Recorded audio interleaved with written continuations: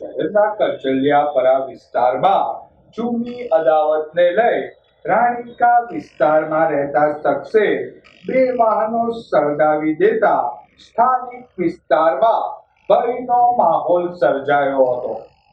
શહેરના કરચલિયાપરા ચીમનભાઈના ચોકમાં રહેતા નિખિલભાઈ લક્ષ્મણભાઈ વાજાને રાણીકા વિસ્તારમાં રહેતા દેવ રાજુભાઈ મકવાણા નામના શખ્સ સાથે જૂની અદાવત હોય। દેવ રાજુભાઈ મકવાણાએ ગત રાત્રિના સમયે નિખિલભાઈના ઘર પાસે પાર્ક કરાયેલ નિખિલભાઈ અને તેના ભાઈના ટુ વ્હીલરને ડિક્કી છરી વડે ખોલી બંને સ્કૂટરોને સળગાવી દીધા હતા।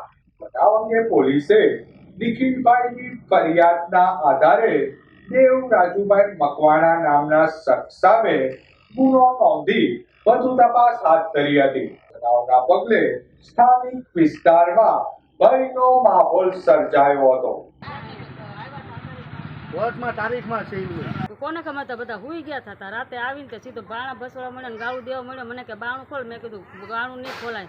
કે ઓલો કાંઈ ગયો, મેં નથી તો બહાર ગયો કે કાંઈ ગયો તો મેં કીધું બહાર ગયો કે ગાડી પડી છે ને, તો મેં કીધું ગાડી એને ભાઈ બનાવીને લઈ ગયો ને આ ગાડી પડી છે કે બાણું ખોલતા મને કે તું કરમાં, મને કે તું કરો કર, મને કેટલી બધી ગાળું દેવા મળ્યો તો મેં બાણું ન ખોલ્યું ને બાણું ન ખોલ્યું તો કેટલા બધા અહીંયા કાટ કરીને અહીંયા બધું ફોડવા મળ્યું, બધું તોડફોડ કરવા મળ્યો। પછી પાછો વહી ગયો, પછી પાછો ઘડી કે ગાડી વાડી બધું હળગાવીને ને 5-6 જણા હતા। હોઠીનો છોકરો રાજુભાઈ।